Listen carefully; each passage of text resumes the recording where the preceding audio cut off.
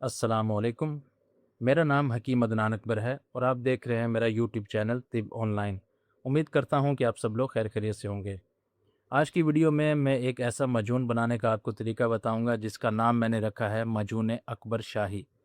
ये ऐसा मजून है कि ये मेरा टॉप सेलिंग मजून है, ऑनलाइन भी बहुत ज़्यादा ये सेल होता है और इसके अलावा मतब पर भी लोग खुद मांग कर लेके जाते हैं। जो भी इस्तेमाल करते हैं तो या तो अपने लिए दोबारा लेके जाते हैं या फिर अपने दोस्तों के लिए, रिश्तेदारों के लिए लेके जाते हैं, क्योंकि इसका रिज़ल्ट बहुत ही ज़बरदस्त है।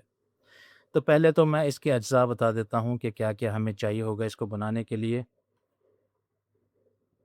नर छुआरा हमें चाहिए होगा 250 ग्राम। नर छुआरे की गुठली निकाल लेनी है। अक्सर लोग गलती ये करते हैं कि नर छुआरा 1 पाव ले लेते हैं, बाद में उसकी गुठली निकालते हैं जिससे उसका वज़न कम हो जाता है। तो आपने गुठली निकाल के वज़न पूरा 250 ग्राम लेना है। सिंघाड़ा हमें चाहिए होगा 250 ग्राम। सिंघाड़ा के बारे में लोग अमूमन जानते ही हैं कि अमूमन रेडियो पे भी ये लोग बेच रहे होते हैं सर्दियों में।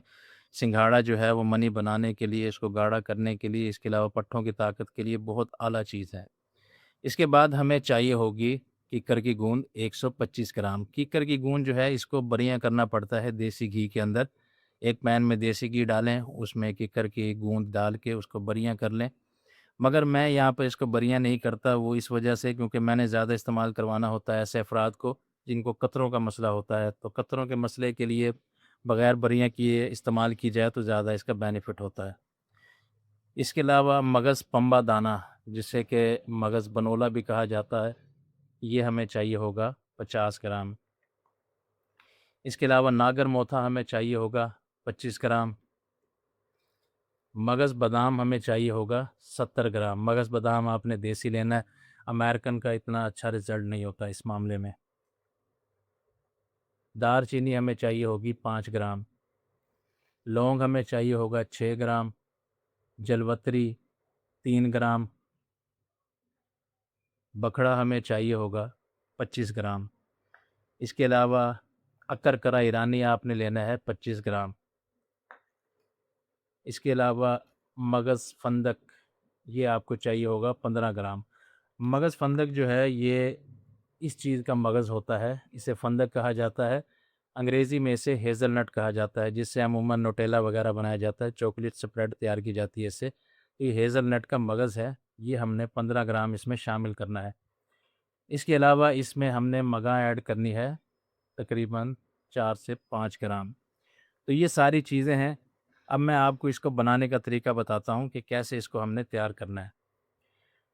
जो सारी ड्राई चीज़ें हैं ना, बादाम को छोड़कर और छुआरे को छोड़कर, ये सारी चीज़ों को हमने बारीक पीस लेना है। बिल्कुल बारीक पीस के छन्नी से हमने इसे छान लेना है।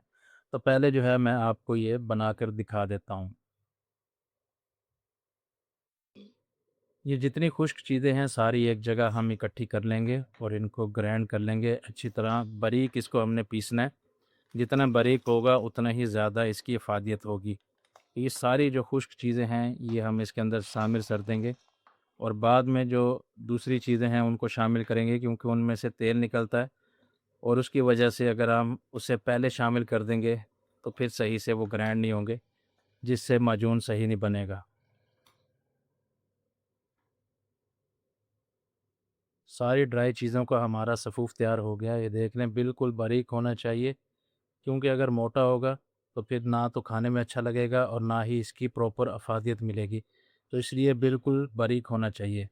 उसके बाद हमने ये बाकी की चीज़ें इसके अंदर शामिल कर देनी है, जैसे कि नर छुआरा और मगज़ बादाम और मगज़ फंदक।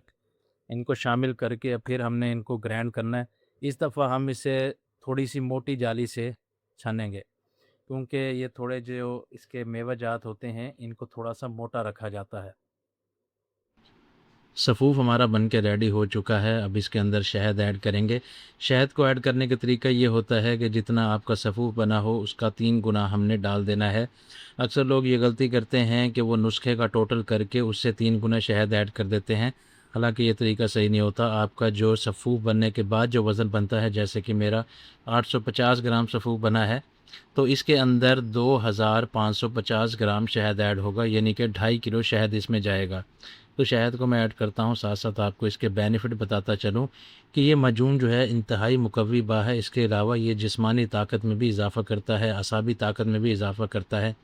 ऐसे अफ़राद जिन्हें जिस्मानी कमज़ोरी की वजह से बहुत ज़्यादा थकान रहती है, जिस्म थका-थका रहता है, सुस्ती बहुत ज़्यादा रहती है, काहली रहती है, किसी काम करने को दिल नहीं करता, और अक्सर औक़ात ऐसा भी होता है कि जब हम बिस्तरी करते हैं तो कई रोज़ तक उनके जिस्म में दर्द रहता है। ऐसा महसूस होता है जैसे टाँगों में जान नहीं है, कमर में दर्द है। तो इस तरह की कैफ़ियत को दूर करने के लिए भी काफ़ी मददगार साबित होता है। इसके अलावा ज़हनी थकान को भी ये दूर करता है। इसके इस्तेमाल से नींद भी प्रॉपर आती है और हर किस्म की सुस्ती काहली दूर हो जाती है। इसके अलावा इसके मज़ीद बेनिफिट ये हैं कि ये जरियान को दूर करता है। ऐसे अफ़राद जिन्हें कतरों का मसला होता है, जब भी उज़्व ख़ास में सख्ती आती है, कतरे आने लग जाते हैं, या फिर ऐसे अफ़राद जो कि फ़ोन वग़ैरह करते हैं या वीडियो वग़ैरह देखते हैं तो उनको कतरे आने लग जाते हैं इंतशार के साथ ही, तो उसको दूर करने में भी बेहद ये मददगार साबित होता है। ऐसे अफ़राद भी होते हैं जिन्हें जब शहवत आती है तो साथ ही कतरे आना शुरू हो जाते हैं, उसके बाद इंतशार टूट जाता है, तो उसको दूर करने के लिए भी इंतहाई ये फ़ायदेमंद साबित होता है। अक्सर औक़ात ऐसा होता है कि जब इंतशार आता है तो प्रॉपर नहीं आता, या फिर इंतशार आते ही टूट जाता है, तो उस सूरत में अगर इस माजून का इस्तेमाल किया जाए तो इससे इंतशार भी प्रॉपर आता है, और इसके अलावा इंतशार टूटता नहीं है, इंतशार कामिल आता है, सख्ती जो है वो भरपूर होती है। इसके अलावा क्योंकि ये मनी को पैदा भी करता है, इसके अलावा मनी को गाढ़ा भी करता है। यही वजह है कि इसके इस्तेमाल से मनी की कमी का मसला, रिक्कत मनी का मसला दूर हो जाता है, और उसके साथ-साथ ये मुगल्लिस का काम करता है। जब मनी गाढ़ी हो जाती है तो मर्दाना टाइमिंग में इजाफ़ा हो जाता है। टाइमिंग जो है वो 10 से 15 मिनट के दरमियान हो जाती है। तो ये मैं रिव्यूज़ बता रहा हूँ, जो लोगों ने मुझसे लिया था, उन्होंने इस्तेमाल किया, उसके बाद मुझे इसका रिज़ल्ट बताया था, तो वो मैं आपके साथ शेयर कर रहा हूँ। ऐसे अफ़राद जिन्हें शादी की ख्वाहिश होती है, ऐसे नौजवान लड़के जो शादी करना चाहते हैं और वो अपने आप को कोई कमज़ोरी महसूस करते हैं किसी किस्म की भी, तो वो अगर इसका इस्तेमाल करते हैं तो शादी से पहले उनको ये रेडी कर देता है। हर किस्म की जिस्मानी, असाबी, दिमागी कमज़ोरी, इसके अलावा हाज़मे की कमज़ोरी हो, जिस्मानी कमज़ोरी हो, पट्ठों की कमज़ोरी हो, या फिर उज़्व ख़ास में कमज़ोरी का मसला हो, तो सारे इससे दूर हो जाते हैं। क्योंकि मैंने बहुत से लोगों को इसका कोर्स बना के दिया है और अल्लाह के फ़ज़ल से 100% इसका रिज़ल्ट मिला है। क्योंकि ये अज़ाई रईसा को भी ताकत देता है, तो जिस्म में किसी भी किस्म की कमज़ोरी हो तो उसको ये दूर कर देता है। और सबसे बड़ा इसका बेनिफिट ये है, क्योंकि ये जेब पर भारी नहीं पड़ता, तो इसको कोई भी परचेज़ कर सकता है और इस्तेमाल कर सकता है। इस माजून के अगर तरीका इस्तेमाल की बात की जाए तो सुबह शाम 1 चाय का चम्मच आपने इस्तेमाल करना है नीम गर्म दूध के साथ। खाना खाने से तकरीबन 1 घंटा पहले भी इस्तेमाल कर सकते हैं, या फिर खाना खाने के 2 घंटे बाद भी इस्तेमाल किया जा सकता है। इसके कोर्स का दौरानिया जो होता है वो 30 से 40 रोज़ का होता है। 30 से 40 रोज़ अगर आप इसे प्रॉपर इस्तेमाल करते हैं तो फिर ये प्रॉपर इसके बेनिफिट आपको मिलते हैं। क्योंकि इसके अज्जा जो हैं वो कुदरती हैं, देसी हैं, तो यही वजह है कि ये आहिस्ता-आहिस्ता वर्क करते हैं। मगर इनका फ़ायदा ये होता है कि प्रॉपर वर्क करते हैं, और बाद में ऐसा नहीं होता कि बाद में कमज़ोरी हो जाए। जब तक आप खाते रहें तो ठीक है, और बाद में सारा रिज़ल्ट जो है वो ज़ाया हो जाए, तो ऐसा इसमें बिल्कुल नहीं होता। उम्मीद है कि आज की वीडियो आपके बहुत काम आएगी। वीडियो पसंद आई हो तो लाइक करें, चैनल को सब्सक्राइब करें। नेक्स्ट वीडियो तक के लिए खुदा हाफ़िज़।